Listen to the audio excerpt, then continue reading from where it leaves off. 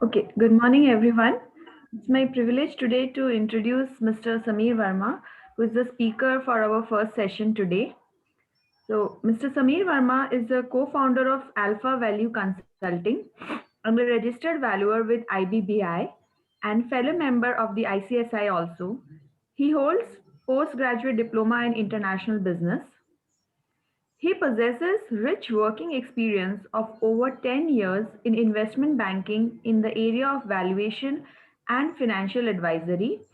He has proven record of business acumen in leading and managing the operations and contributing higher rate of organic growth. He was earlier associated with one of leading SEBI registered category merchant banker as key member of its valuation team and served numerous clients across various industries including auto, e-commerce, EPC companies, insurance, financial institutions, hotels, healthcare, public, private sector banks, and many other corporates and provided valuation opinion for diverse purposes including strategic business purpose, restructuring, financial reporting, tax purpose, issue of shares, transfer of shares, preferential allotment, ESOPs, sweat equity. He also has experience in doing valuation of complex financial instruments and intangible assets valuation. He has also acted as expert valuer in many insolvency proceedings under Insolvency and Bankruptcy Code 2016 and financial reporting of the company, securities and financial assets. He has co-authored various articles and books on valuations. So this was the brief profile of Mr. Samir Verma. Sir, we welcome you. Thank Very good you. morning, sir. So, good morning, all of you. So, since Jivika ji has been told much of me, I am not been of that much introductory call. So, thank you so much for the opportunity today. So, I am been here to discuss some of the challenges we being an valuer been facing while doing valuation specifically for the pre-revenue startup companies. So I start by a point. What if a subject company knows what a valuer is going to give a valuation before we as a valuer? So actually we are been doing a fair valuation or we are been calculating a value. So if you go when we buy or sell anything in the market, we are that is being the price. So the transaction happening in the market is take place at a price. For the same valuation, two valuers may reach at the correct valuation. What is been why it is so? Because the transaction price as an a valuer is already known to us. What is been actually the differentiating factor between two valuers? It is only the process and the documentation they are been making. Valuation is always been the tug of war between the process a valuer is been following, one valuer is following, and the drivers between what valuation subject company is been driving a value for the factors. Like one company may be belonging to a sector which is being so booming, the management team is being so competitive, the competition in which the company is having, the scalability model the company is having. We know that the two companies with the same top line and the bottom line may not get the same business valuation. We also know that the company with products in the pipeline say and the or the testing phase strongly depended upon the discounted cash flow methodology which comes under the income approach. If we look at the financial projections of these kind of a companies being a factor of uncertainty, because it has been a very difficult to estimate the impact of the revenue levels. So usually every valuation is been starting at the looking at the historical trend, and then we could go by estimating the future possibility they could be making. This is being the biggest challenge for the startup companies, as we do not have much of the historical trend, and further the business in of the startup company is likely to project the losses in the initial phase. So what we I am been talking about the valuation process. the understanding of the assignment or the signing of a letter of engagement is been the very basic concept, but the point 3, 4 and 5, that is been the data collection, review of documents or research as per the company industry or economic analysis framework, and the valuation analysis. These 3, 4, 5 points make one valuer different from the another valuer. Otherwise, rest of the processes, each or all of us as an valuer been following. These 3, 4, 5 points make one valuer from the another.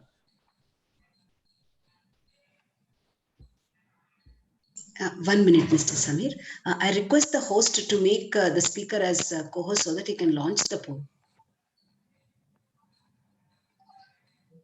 Okay, Samir, continue. Okay. So if we look at the valuation of the business cycle, it always follow the law of economics.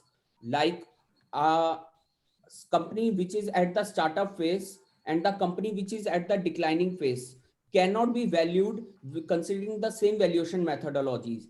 Like the company which has been at the very early stage is been more dependent upon the business model of the company, and which is being called as a future financial model and the qualitative aspects. Or as the company moves from the startup to the mature phase, the valuation will be more dependent upon the business model plus the assets of the company. As the company moves from the maturity stage to the declining phase, the valuation will be more dependent upon the assets of the company. Like we being the registered valuer do the valuation for the IBC companies into the IBC. So the valuation is being much more dependent upon the assets of the company. Fundamentally, if we talk about the valuation of the startups, is been very difficult to estimate in comparison to the valuation of the established company. When we look at the valuation of any company, we generally evaluate the assets. So what all are the assets in the balance sheet of the company? If we talk about the startup companies which has not been making revenue, the assets in the balance sheet of the company may be in the form of the intangibles. That could be any disrupted idea or not, or supported by any kind of a technological platform. So let's roll up our sleeves and start with the fundamental valuation approaches, which generally been followed in valuation of any company. These approaches, like, and always we do valuation of any company, we always come across the three approaches. One is the asset approach, which some persons call it as a cost approach. Second one is the market approach, and third one is the income approach. Rest all other methodologies I have been segregated and mentioned under the other valuation methodologies.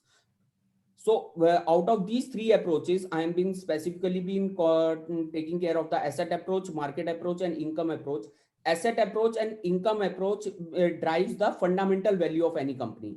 Market approach drives the relative value of the company, because we are been driving the value in comparison with the listed companies. Each approach has its own relevance that vary from industry to industry. Like asset approach has its importance when we are been undertaking the value of the real estate companies, which is having the bulk land in their balance sheet. Likely income approach has a predominant role when we are been valuing a service industry. So specific methodologies which come in under the income approach is been a discounted cash flow. That is also the biggest weapon in the hands of any valuer while applying the discounted cash flow is the alpha, while driving the cost of equity or any kind of a discounting factor, which this alpha factor is also known as the company specific risk premium. So when I have been discussed many valuer, I have been under discussion with many company persons. So they have a viewpoint why we are been going by applying the any other methodology. If you are been finding the projections of any company, or you have to arrive at the any transaction price, you just tweak this alpha factor or company specific risk premium to normalize the projection or to reach as the transaction price. If we in general or talk about this company specific risk premium, the company specific risk premium is been dependent upon these six factors which we into the valuation practice look at. That these six factors are been, the projections may be aggressive, or some qualified opinion has been made by the auditor in the annual report of the company. The business model of the company is unfavorable, which a valuer has been talking about. The customer concentration risk has been there. The company has been projecting to earn a revenue maybe from the single or two customers. What if that customer switch off to another company? The liquidity and solvency risk has been there. This makes us important to evaluate the ratio analysis of the specific subject company. The industry may be the negative or geography forecast need to be work it on.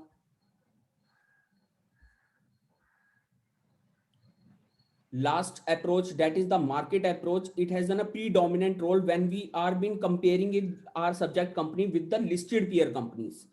So when we are talking about the selection of a peer company, we need to be ensured that we are being found the closest industry, and if possible, if we can be able to narrow down the selected industry as per the customer segmentation, that will help us to remove the inaccuracies as well.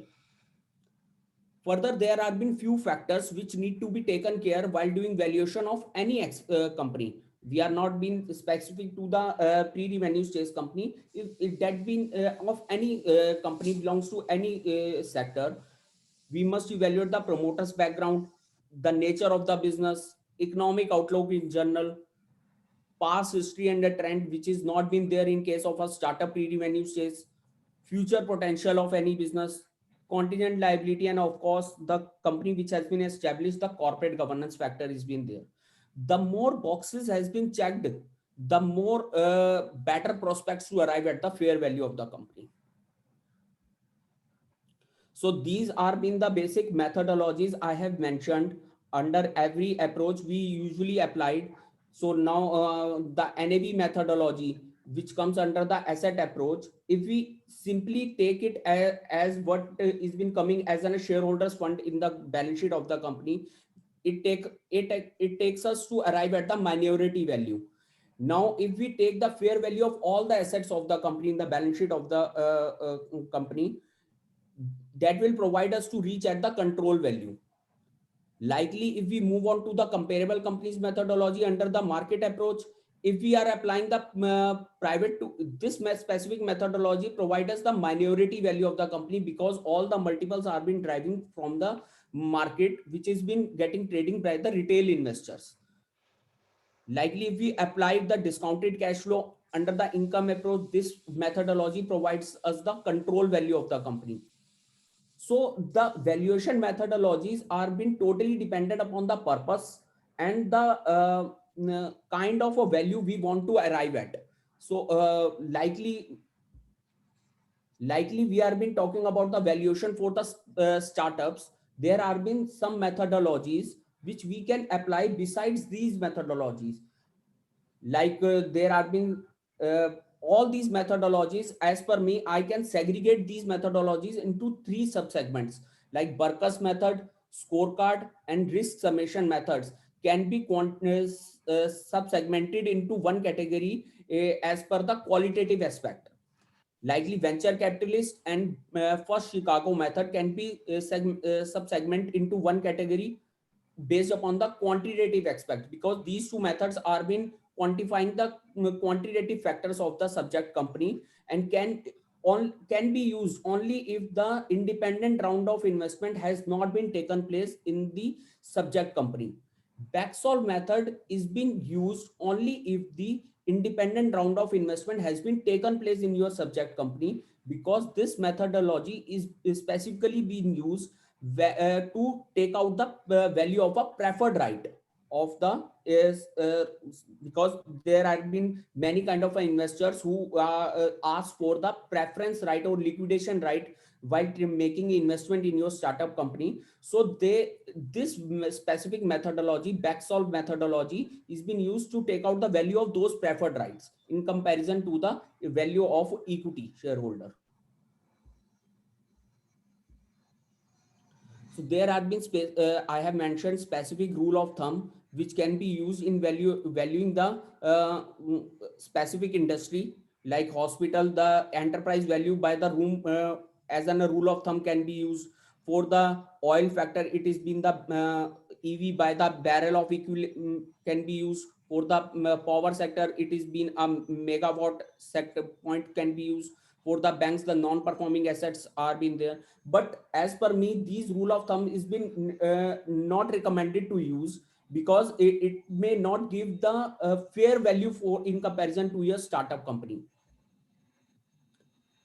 So these are the methodologies which I have been in general mentioning over here for the valuation of an intangible, because I have earlier mentioned that the major assets in the balance sheet of your startup company may be in the form of the intangibles. That maybe I have earlier mentioned that maybe disrupted idea or the technological platform. So I feel good to mention the basic approaches we generally use, or the methodology we generally use for valuation of an intangible point.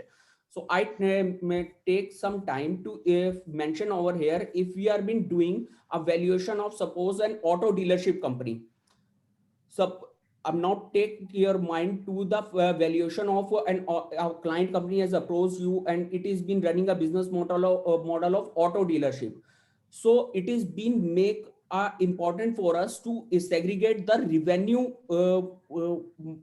points where it is been making. As per me, the auto dealership company has been making revenue from the three subsegments: by selling a new cars, by selling some old cars and parts.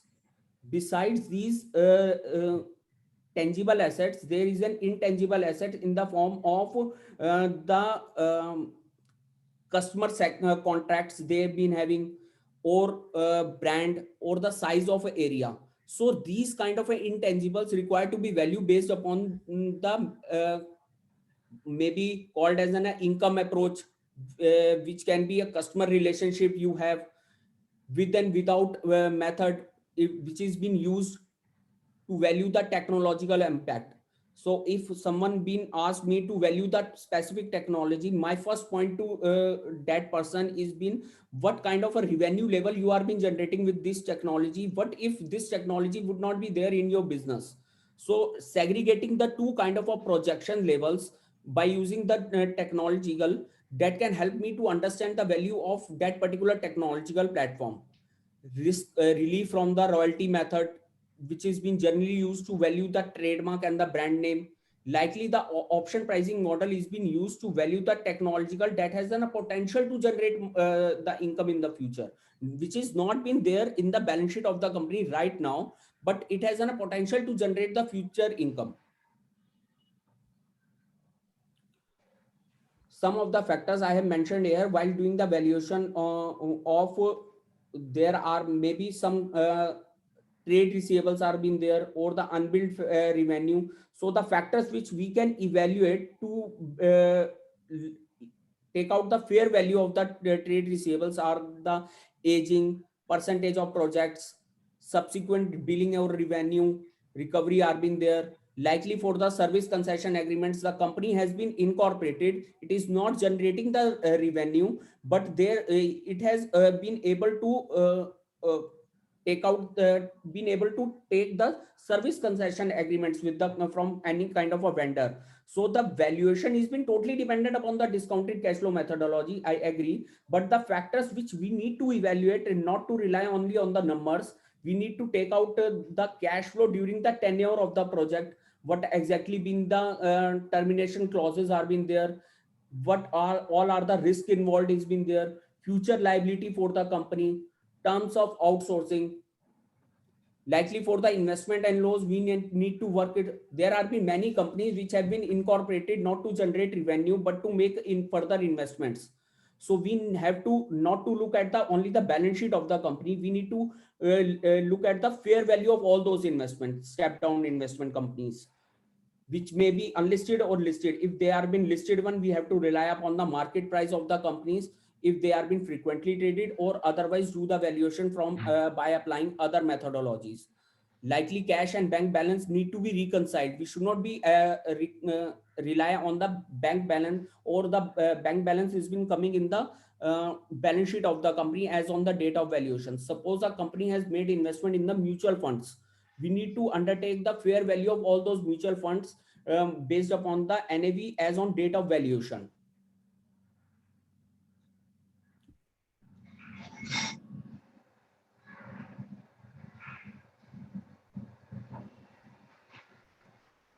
As per me, up till now, what we have been discussed, the business aspects add a value to the company if and only if it decrease the implied risk, that alpha factor which we have discussed in under the income approach, discounted cash flow methodology, or alternatively company has increased its cash flow. The way to calculate the overall value is taken into account and dependent upon the many factors. Like if a startup company approach me which has not been generated any revenue up till now, so how I can evaluate or make it out that these projections are been realistic in nature or not. So first factor which we can evaluate is the churn rate. We need to ensure that suppose your client company has a subscription based model, so you being an evaluator should be very concerned how long these client company is been projecting to keep its customer. That can be evaluated basically with the churn rate of the subject company. Like different companies into the different industry has the different churn rate.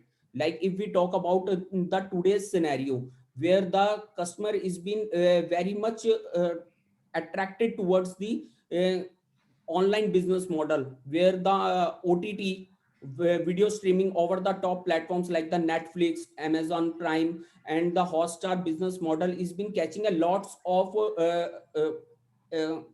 eye factors. It becomes the cynosure of all eyes. The churn rate of these kind of companies is always been the more than the media and entertainment companies.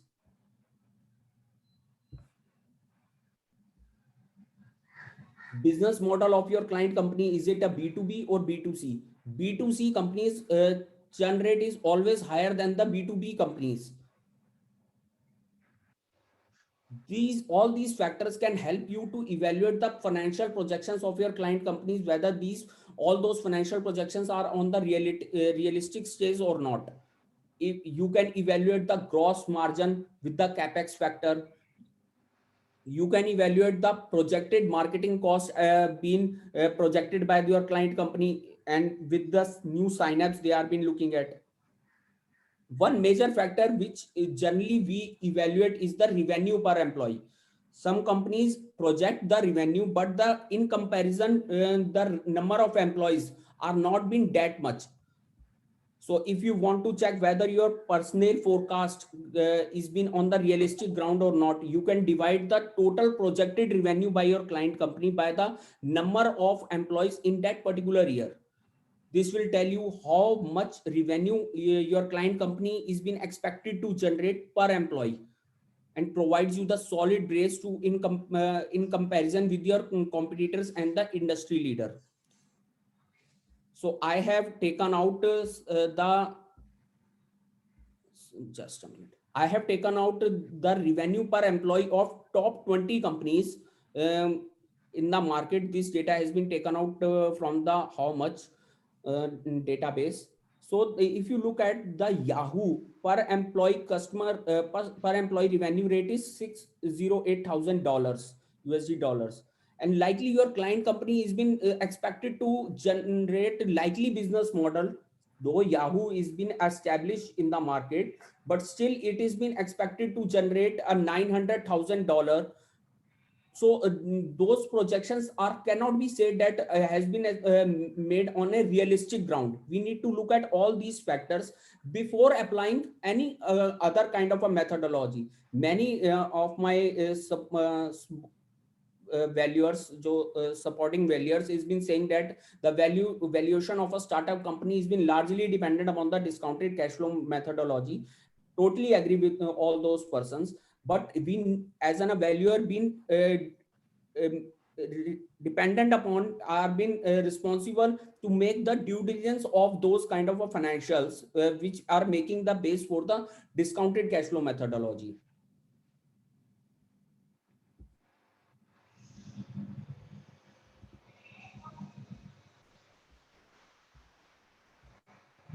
we need to evaluate the valuation and the traction metrics. So if you look at the valuation, all the companies have at the stage of the startups are been at a different stages, like whether they are been at the ideation stage or they are been at the mock-up stage.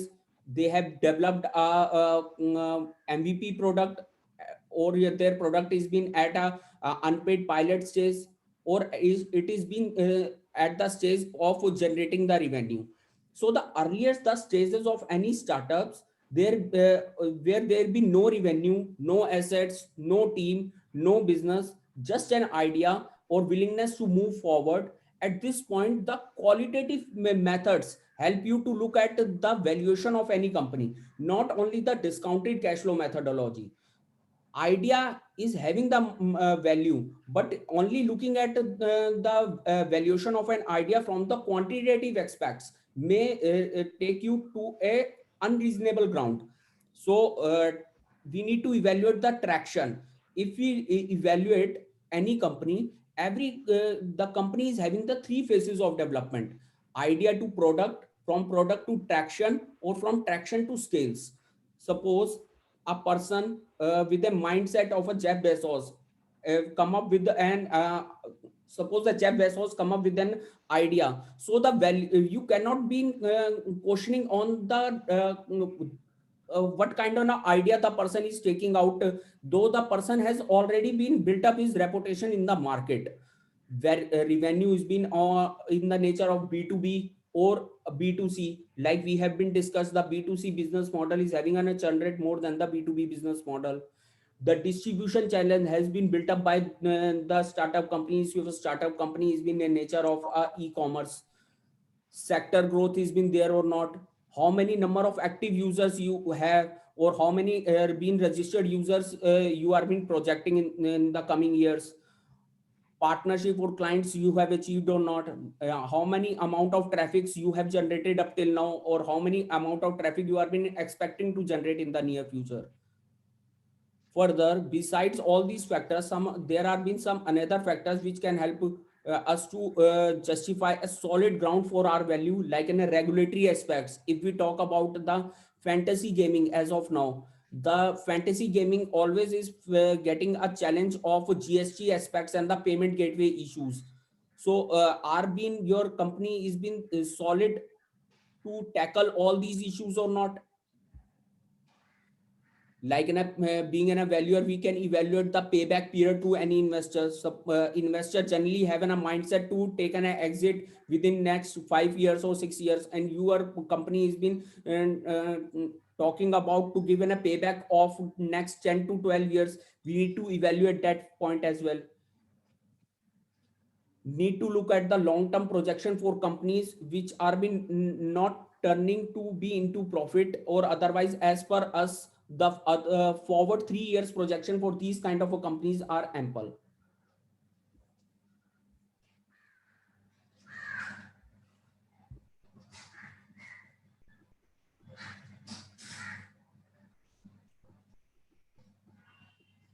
I have taken out some of the emerging industries which have already been established, the startups which have proved themselves to be and become the unicorns in this specific area. So a company which is been developing a business model in the specific industry, say financial services, and been into the sector of peer-to-peer lending. So this that particular sub industry has been providing us a reasonable ground to evaluate whether that particular business model is acceptable to market earlier or not.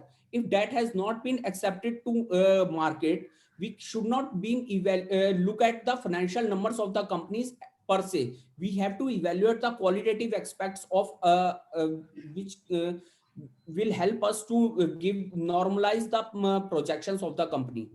So the financial methodologies which I have earlier mentioned for the startups, and I have been able to segregate or these methodology into three subsegments, like in a Burkus method, scorecard, and risk summation methodology. So I am been developed a case study for you all that help you to understand these methodology in a better manner. Give me a minute. So the transaction which I have mentioned over here, the date of valuation is of 31st of March 2020. The company X has not been generated a revenue and is been currently operating into loss because of the business development expenses the company has made up till now. The company has the skilled co-founders, and the company has made an capex of 1 crore INR and moved an inch little from the ideation stage and converting the idea into the commercial service and projecting to make the revenue within a span of next 3 years. So we have to evaluate the value of this specific company, which is been under the development phase and seeking to raise the fund of USD 1 million. So we have applied a methodology called First Chicago.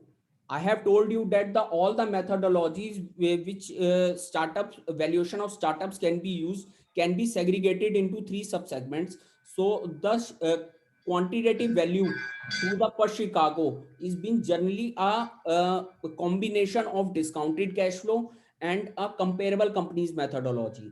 So it is been a mixed breed, you can say. We need to segregate the projections made by the company into 3 scenarios, like a success, survival, and failure.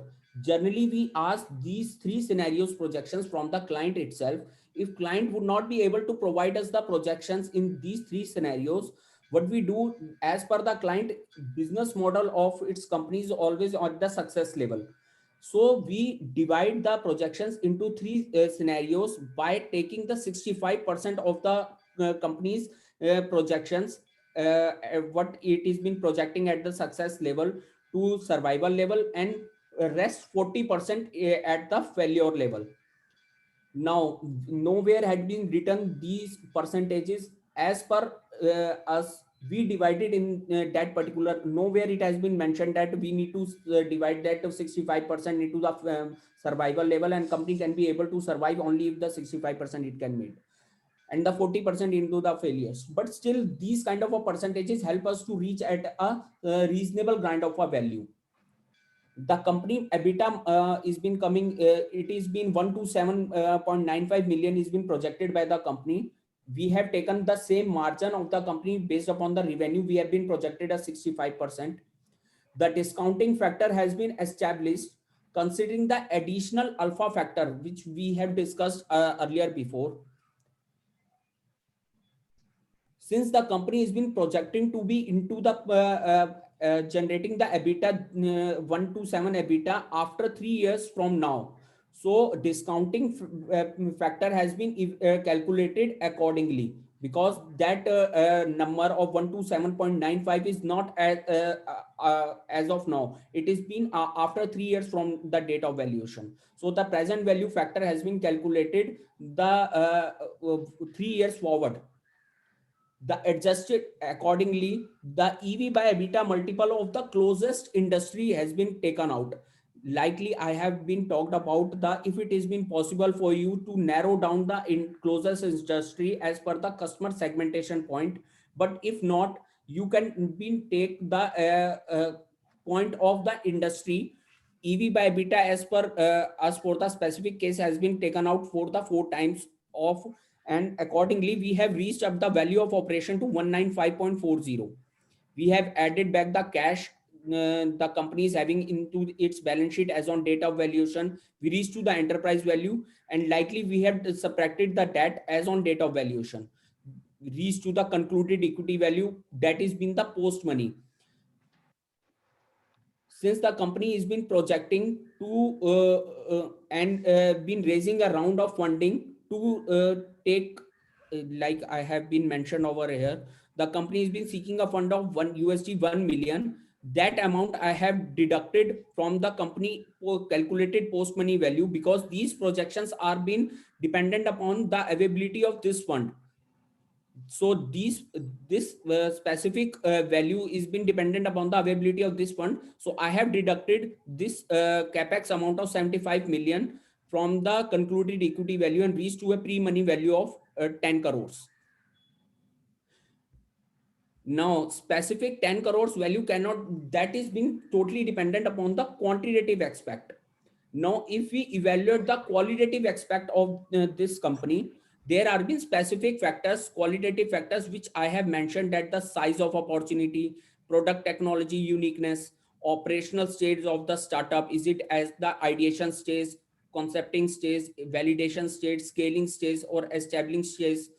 How long the core company team is been together, because the co-founder role in any startup is been playing a major role. Traction of the any startup has been there, competitive environment, additional investment they are been seeking for after this specific round of investment, what alternative do the customer is having right now.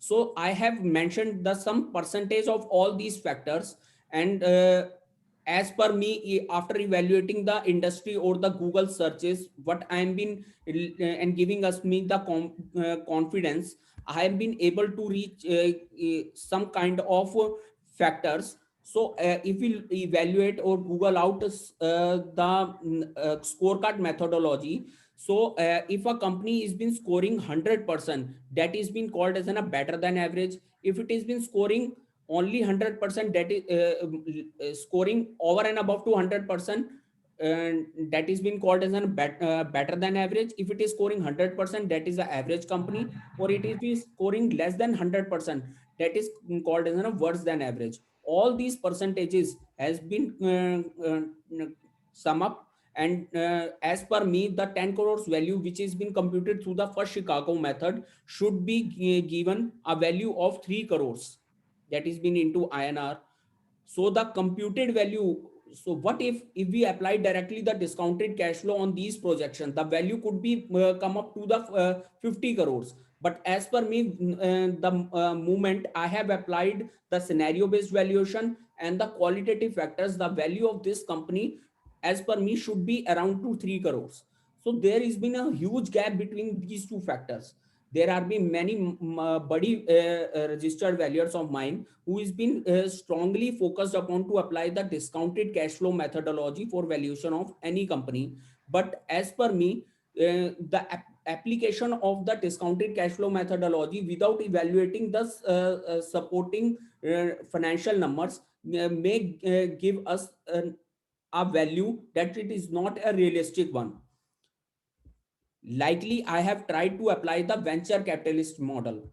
So the venture capitalist model is been which is been telling us how if an investor is been expecting to generate a return of say 40%, so what should be the value of the company that gives us the investor a return of expected return of the investor. In the specific case, the investor is expected to take the exit in 2026. The company has been projecting the revenue in 2026 year is been 258 million and EBITDA of 153. So industry, what we are been industry multiple taken out as the one of 4 times. So the EV enterprise value in 2026 taken out as an 613. The cash as per the exit year is 185. That comes out the enterprise value in 2026. Debt at the exit year, company is projecting as than a 20 million. So Mr. Samir, sorry to interrupt you. You can be a little slow also because these are case studies, no? So yeah. People will have to little bit slow. You can go. Some requests have come from the participants. Shall I start it from the beginning? No, this one only. No. Little bit slow. Okay, sure. And a few questions are coming in the chat box related to the presentation which you are making, Samir. So if you can have a look at that, or if you want us to raise those questions to you also, we can do that. It depends upon how much time you have. I try to solve as soon as possible. So just give me 5 to 10 minutes. I'm been through my presentation. Okay, you'll take the questions after you complete the presentation? Yeah, I take Okay. that. Okay, thank you. Thank you. So a venture capitalist model is been more focused upon the when investor is been focusing towards the taken exit from the company. Like in the particular year case, the company is been investor is been asking to take an exit in 6 years from now. in 2026, the investor has been asking to take an exit. So the revenue which a sub-client company has been projected after 6 years is 258 million, and the likely EBITDA for 153 million after 6 years from now. EV by EBITDA multiple, which I'm been able to taken out, is 4 times as on date. So the value of operations for the 2026 at the year in which the investor is been asking an exit is 613 million. The cash which company is been mentioned taken out and in that particular year, exit year, is 185 million. The enterprise value taken out computed to be 79 crores. The debt is been 2 crores. I have deducted that debt part in from the enterprise value. I reached to the equity value of 77 crores. Total capex till that period from the date of valuation, that is 31st of March 2020 to 31st of March 2026, the company required the capex of 56 crore rupees. So because these projections are totally been dependent upon the availability of this amount of debt. So the moment I deduct this amount from the equity value which I have computed for 2026, I reach to the equity value, adjusted equity value for of the company of 21 crores. Now the specific investor has been asking a return of 40%. So the 40% and present value factor for next 6 years reach to an 0.13. जो 40% का value factor है वो आज से 6 साल के बाद अगर हम देखेंगे तो वो 1.13 कंप्यूट होगा. तो 0.13 के बेसिस पे if we multiply that 211 by 0.13, we reach to an equity value as on date of 28 million. So what we have been computing through scorecard methodology, the value is from through scorecard methodology is 3 crores, and that is with the venture capitalist I am reaching at a value of 2.8 crores. That is been a close by value when an investor is being expected return of the investor is 40%. So as why per, you are not taking an impact of working capital in this? You only take a capex requirement. so I have told you, Nana, venture capitalist model is been a brid model, which because I am been doing a calculation through the EV by EBITDA multiple, that is being comparable companies. I'm not doing the discounted cash flow, na. Okay. This is been totally dependent upon the comparable companies methodology. The Mr. EBITDA of Samir, the company in 2026 is been getting multiplied with the comparable companies multiple as on date. there are also questions on this particular slide, Mr. Samir, on the chat. Yeah, I am not been able to just hold on.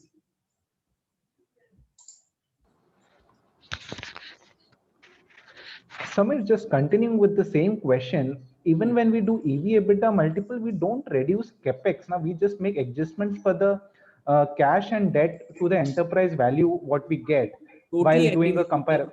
Yeah, Totally but agree why with in you. this specific case capex we have reduced? Yeah, please. I'm not very clear on that. If you can Yeah, just elaborate. because sir, the company EBITDA factor as on 2026 is dependent upon the investment of the to the company during that tenure. Na? If the company is not able to procure that capex amount or the future investment, how the company can be able to generate that much amount of EBITDA?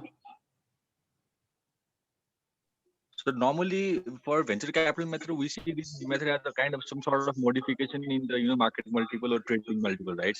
So in normally EV EBITDA multiple, we don't use the Yeah, capex or I have specifically applied this multiple. If you are been able to, yeah, your client company has been projecting up to be into profit, and you can be able to find out the PE multiple of your company. You can directly apply that PE multiple. Need not to make an adjustment for the debt and cash in that case.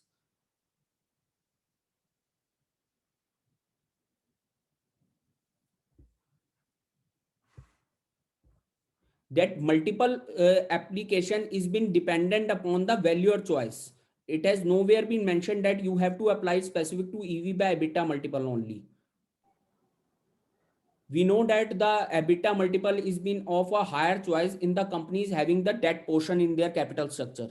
So I prefer to apply the EV by EBITDA multiple in the companies where there is a portion of a debt in their capital structure. If a company is been 100% equity financed and projecting not to take any kind of a debt portion, so I prefer to go by the PE multiple.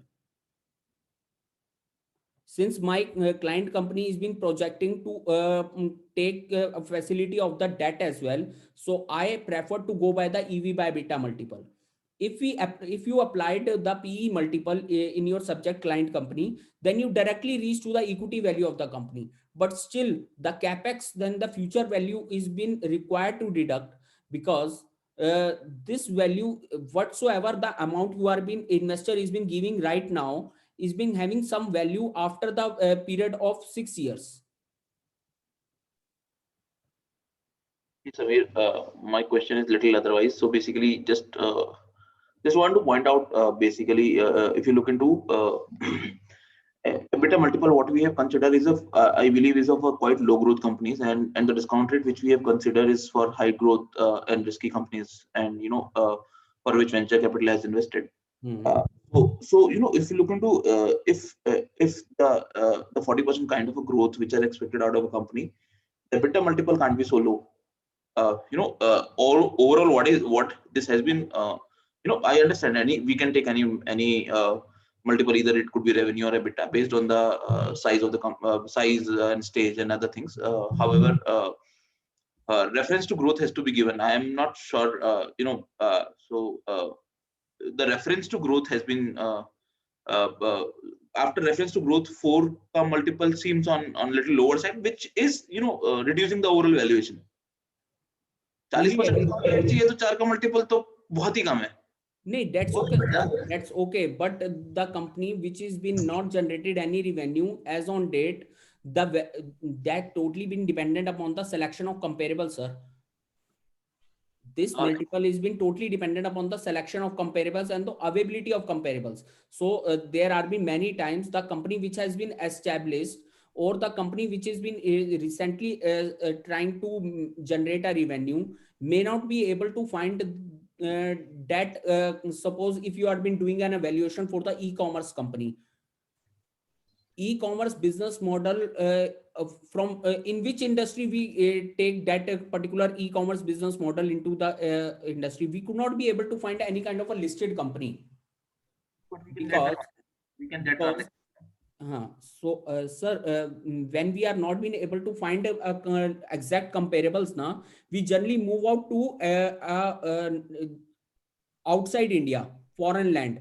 And foreign land, lot of transaction, we can got a lot of transactions. So a lot of funding transactions, we could rely those, and use CTM. So definitely do that, sir. We can definitely can do that. But at the end, there has been a limitation of the information. The comparable transaction multiple can only be applied if we have handy with all the information with respect to that particular transaction. If you are been handy with all the information with respect to the comparable transactions, now nothing better than that, sir.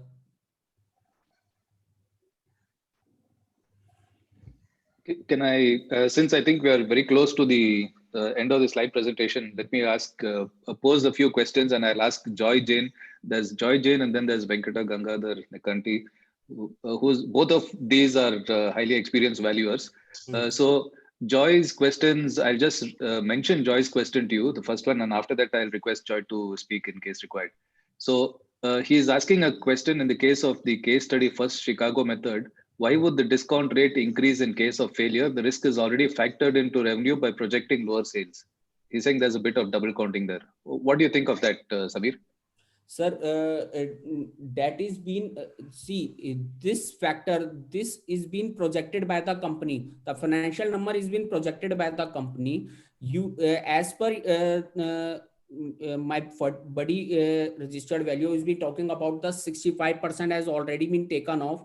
But as for the convenience side, 1% additional we usually give as an additional alpha factor in this specific case, because this factor has been our tweaky one. We need to undoubtedly why 65% we should take the 70%, or why not the 60%. This has been largely been a subjective in nature and depends upon the valuer call. But as an valuer, we try to be on a conservative side.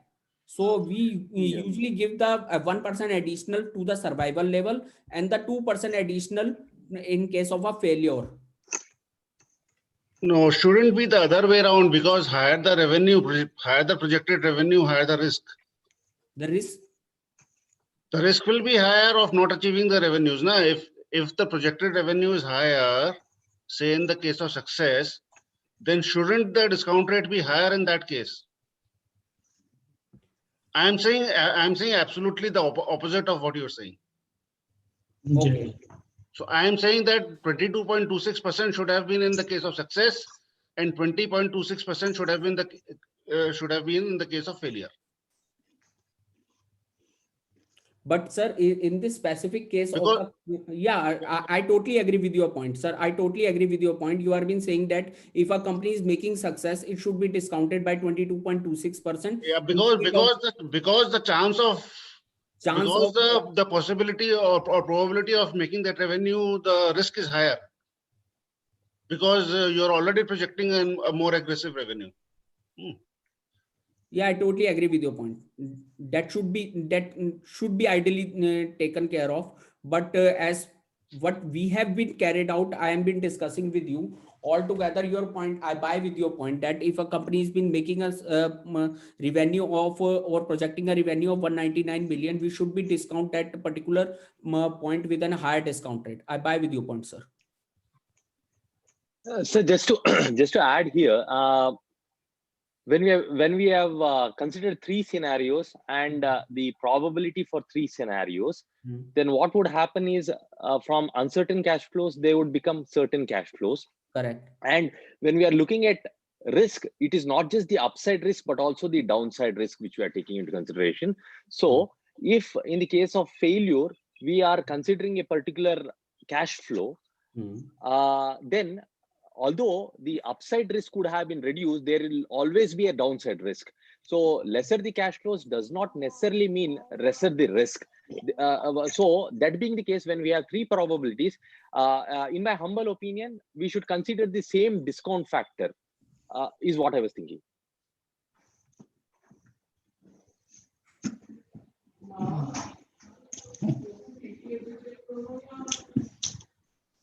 Sir, this has been the general scenario which has been acceptable in the market. However, I buy the point which sir has been mentioned over here, that the success factor should be discounted by the higher discount rate instead with the failure one. I buy that point, but since the value which I have been projected over here and the given the 65% failure survival to the success point, I have decided to give additional 1% to that survivor point and 2% in case of a failure, because I have already been very aggressive while computing that percentage of 40% in case of a failure one.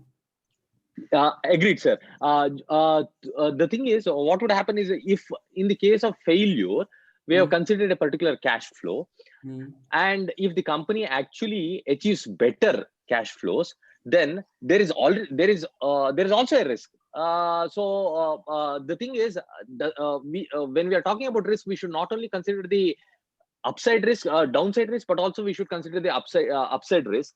And both of them have been considered while making the project, while making three particular scenarios. That being the case, the discount factor which we should take should be the same for all the three scenarios, is what I feel. You are been trying to say that when we have taken the or substantiate the projections on the top level side, we should not take the additional alpha factor in case of survival or failure. We should discount it at the same discount rate. Perfectly right, sir. So that's been totally a value or choice, sir. Nowhere has been mentioned about that. Since this factor has been very subjective in nature, you can take the same discount rate. Nowhere has been mentioned. Perfect, sir. Nowhere has been mentioned why not being with the same discount rate and why with the additional alpha factor of 1% or 2%. You can do that if you are been striking your mind or getting satisfied with the projections of the companies on the conservative side. You can do that or discount the same projections with a same discounting factor. In my case, the EBITDA margin of the company is on a very higher side, like in a 50 to 55%. So I feel good to discount these kind of projections, since I am not been making a cut in the EBITDA margin. I am been just taking the same EBITDA margin in case of a survival and failure. So I presume it good to take an additional discount in case of a survival and failure. I'm just making a cut in case of a top line sales, 65% in case of a sales and 40% in case of a failure, not the EBITDA margin of the company. So I feel good to take an additional discounting factor in case of a survival and failure. Perfect, sir. I think we can move on. Perfect, sir. Thanks a lot. Mr. Samir, I would request you to complete the presentation and launch the polls also, because the Q&A session also will be joining, starting after this. I do that. Right. And what I will suggest, Samir, is that you stay on so that some of these questions we can answer in the panel itself together with the other valuers. Okay. Undoubtedly, I'm being here, sir. So that these are some of the points I have been mentioned that like my buddy Failures has mentioned that what can be we follow the approach to be on the very realistic insight. So some points I've been mentioned over there, that Sam Dam Spast Kam Sakarta and Pabanda. We should follow these kind of core values in our profession to be a very I'm sure that we are you all are been following right now also in your professional life. But still, as per my little experience, I mean mentioned over there that if we follow these kind of values and principles, undoubtedly we can keep our profession alive. So that is what I have with me.